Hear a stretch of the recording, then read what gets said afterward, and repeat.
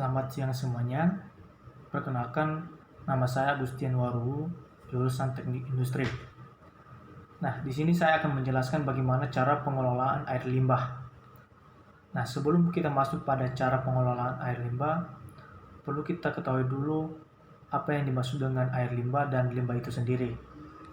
Nah, di sini dikatakan atau dijelaskan bahwa limbah adalah semua benda yang berbentuk padat, cair maupun gas, yang merupakan bahan buangan yang berasal dari aktivitas manusia, baik secara perorangan maupun hasil aktivitas kegiatan lainnya, di antaranya seperti industri, rumah sakit, laboratorium, reaktor nuklir, dan lain sebagainya.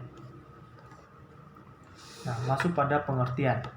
Di sini, menurut Ellis dan Stahl, ada air limbah atau air buangan adalah sisa air dibuang yang berasal dari rumah tangga, industri, maupun tempat-tempat umum lainnya, yang pada umumnya mengandung bahan-bahan atau zat-zat yang dapat membahayakan bagi kesehatan manusia, serta mengganggu lingkungan hidup.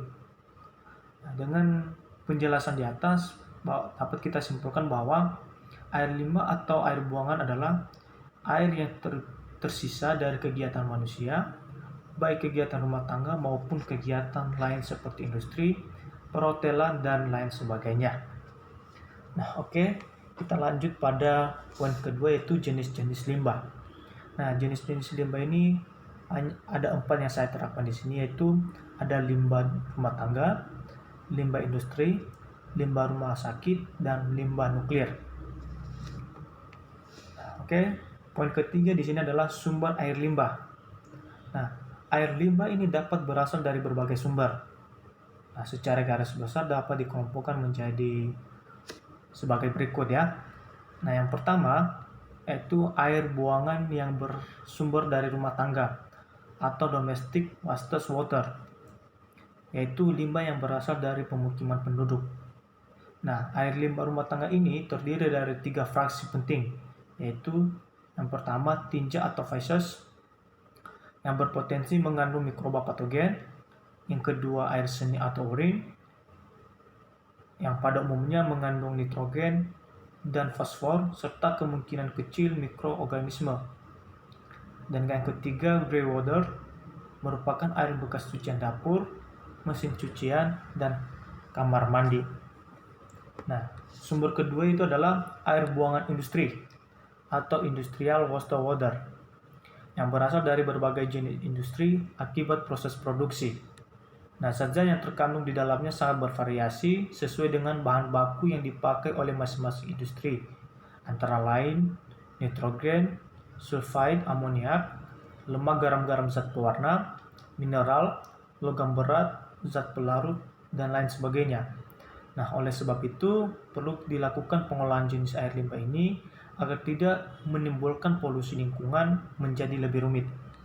Nah, sumber ketiganya adalah air buangan kota praja atau municipal wastewater, yaitu air buangan yang berasal dari daerah seperti perkantoran, perdagangan, hotel, restoran, tempat-tempat umum, tempat-tempat ibadah, dan sebagainya.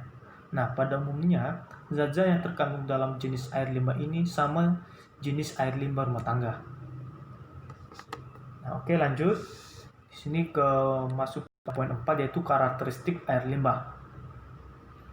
Nah, karakteristik air limbah penting untuk diketahui karena hal ini akan menentukan pengelolaan yang tepat sehingga tidak mencemari lingkungan hidup. Nah, di sini secara garis besar dapat digolongkan sebagai berikut. Nah, pertama itu karakteristik fisik. Nah, di sini dijelaskan bahwa air limbah terdiri dari 99,9% air, sedangkan kandungan bahan padatnya mencapai 0,1% dalam bentuk suspensi padat atau suspended solid yang volumenya bervariasi antara 100 sampai 500 mg per liter. Apabila volume suspensi padat kurang dari 100 mg per liter, air limbah disebut lemah. Sedangkan bila lebih dari 500 mg per liter disebut kuat.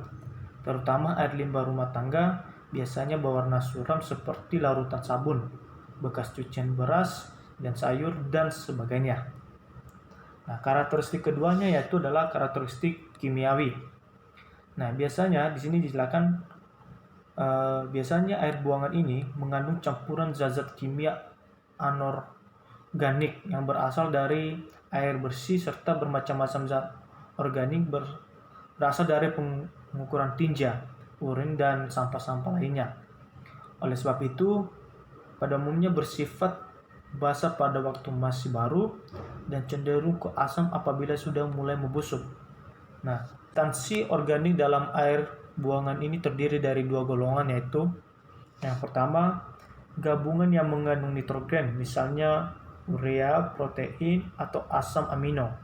Yang kedua, gabungan yang tidak mengandung nitrogen, misalnya lemak, limbah sabun, atau karbohidrat. Nah, karakteristik yang ketiga adalah karakteristik bakteriologis.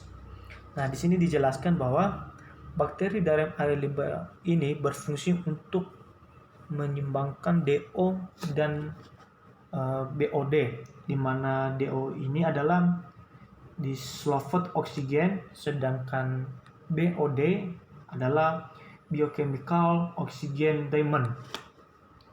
Nah, di sini sedangkan bakteri patogen banyak terdiri dari hasil buangan dari peternakan, rumah sakit, laboratorium, sanatorium, buangan rumah tangga khususnya dari kamar mandi atau WC. Nah, kandungan bakteri patogen serta organisme golongan E. coli terdapat juga dalam air limbah tergantung dari mana sumbernya. Namun, kedua tidak berperan dalam proses pengolahan air limbah. Nah, limbah industri tidak dapat mengandung bakteri kecuali dari bahan produksinya.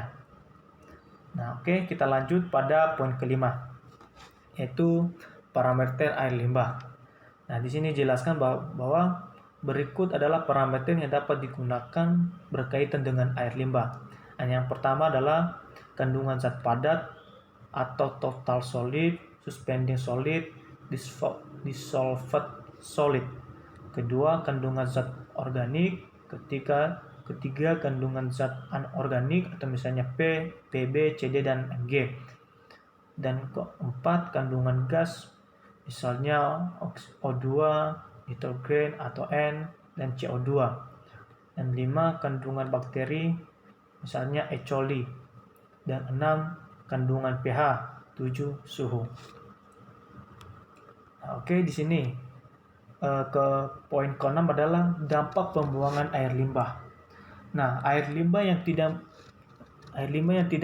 menjalani proses pengolahan yang benar tentunya dapat menimbulkan dampak yang tidak diinginkan. Nah, dampaknya adalah sebagai berikut.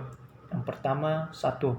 Gangguan kesehatan air limbah dapat mengandung bibit penyakit dan dapat menimbulkan penyakit bawaan air. Selain itu, di dalam air limbah ini mungkin juga terdapat zat-zat berbahaya dan beracun yang dapat menimbulkan gangguan kesehatan bagi makhluk hidup yang mengkonsumsinya.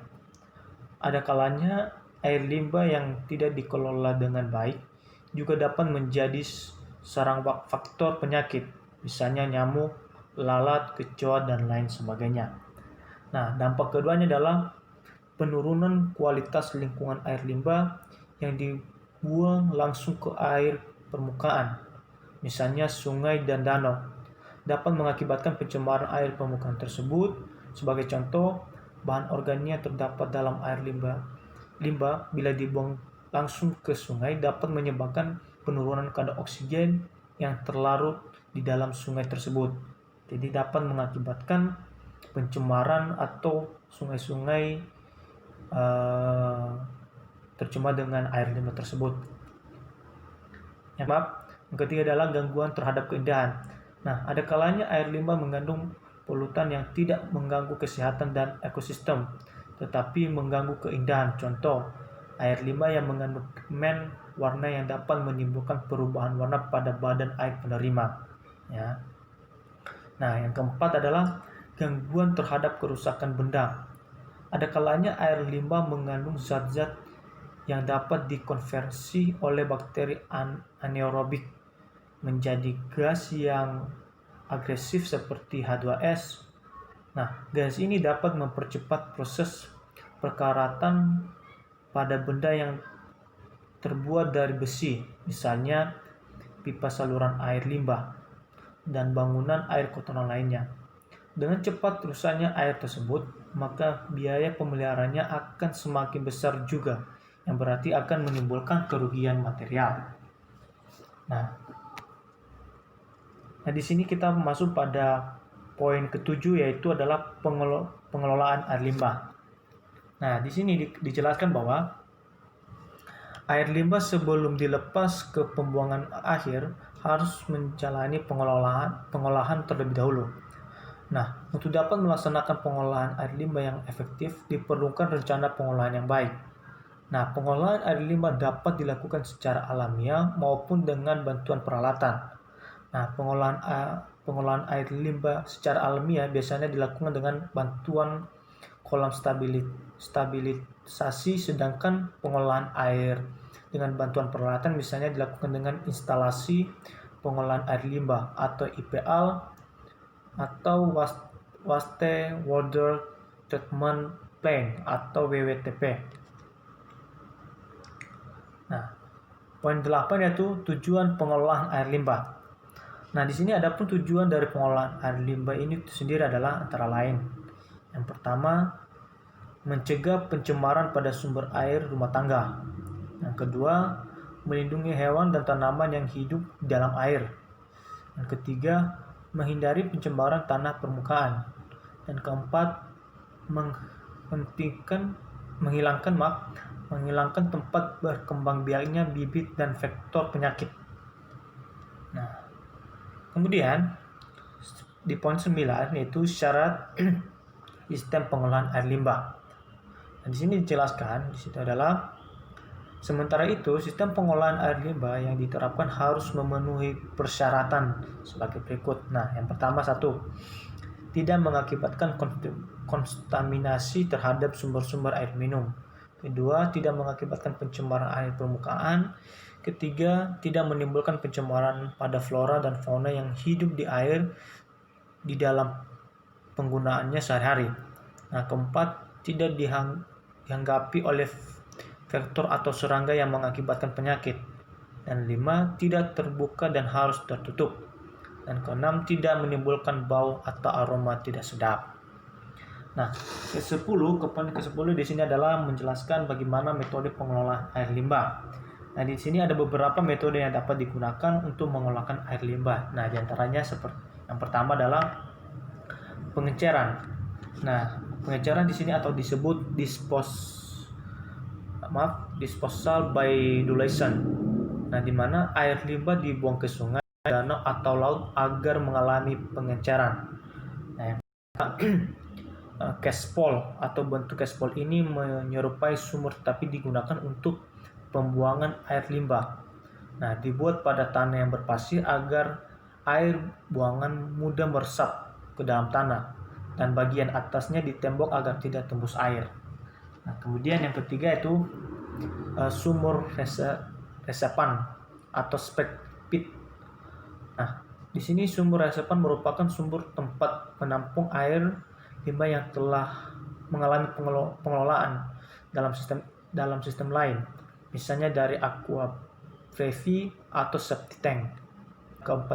Metode keempatnya adalah septic tank. Menurut WHO, merupakan metode terbaik untuk mengelola air limbah walaupun biayanya terlalu mahal, tapi rumit dan memerlukan tanah yang luas. Nah, yang kelima, sistem RIO atau SWAG, di mana sistem RIO itu menampung semua air kotor dari rumah maupun perusahaan dan terkadang menampung kotoran dari lingkungan. Nah, sekian dari penjelasan dari saya, dan di sini ada kesimpulannya bahwa dikatakan bahwa air buangan atau air limbah adalah air yang tersisa dari kegiatan manusia, baik kegiatan rumah tangga maupun kegiatan lain seperti industri, perhotelan dan sebagainya. Nah, sumber air limbah yaitu air limbah rumah tangga, air limbah industri, dan air limbah kata praja. Nah, ada di sini kata karakteristik air limbah ada 3, yaitu karakteristik fisik, karakteristik kimia atau kimiawi, dan karakteristik biologi. Dan kemudian ada parameter-parameter yang digunakan dalam air limbah, yaitu BOD, COD, DO, hardness, stable solid, dan kemudian total suspense solid, dan lain sebagainya. Nah, sekian dari penjelasan dari saya. Jika masih banyak kekurangan, mohon dimaklumi. Terima kasih.